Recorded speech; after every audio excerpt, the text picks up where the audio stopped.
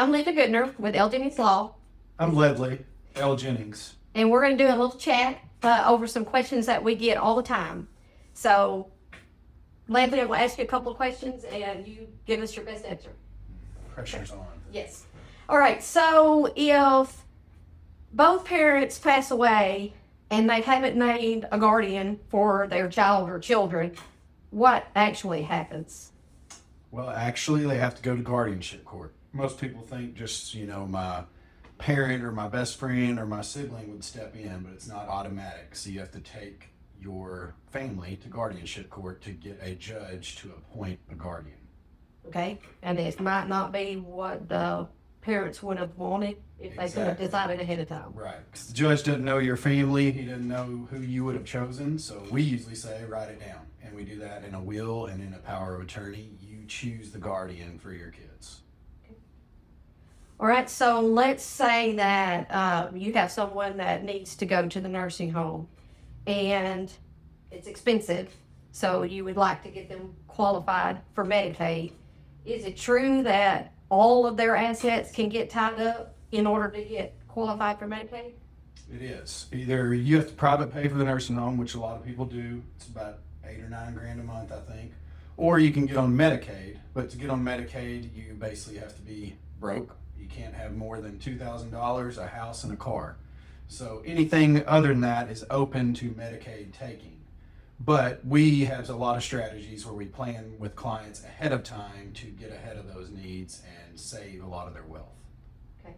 And even if you get to the last minute and you haven't pre-planned, there is such a thing as like crisis planning where we can still be a big help. Yep. If it's too late and you're going to the nursing home tomorrow and have done no planning, we can still be a huge help. Like you said, they call it crisis planning. Yep.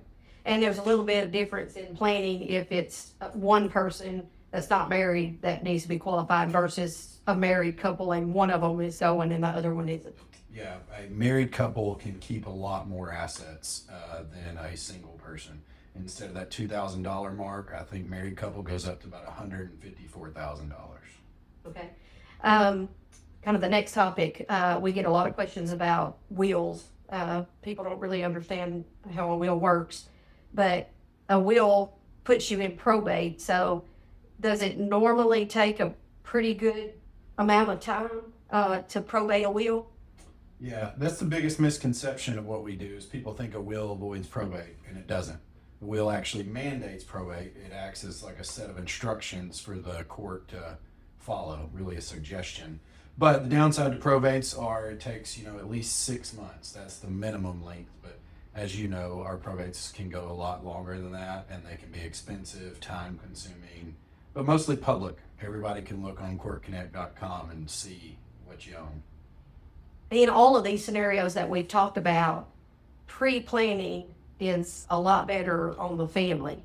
Guardianships or guard, if people don't agree, probate is hard for probating a will, and it could be hard on the family.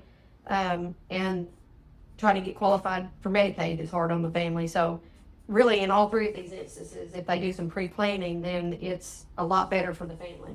Exactly. Yeah. If you just come see us and plan your estate ahead of time, we have a strategy for everything. And you've seen it. If they plan ahead, then it's almost zero stress. If you don't plan ahead, then you're not going to like me as much because it's stressful.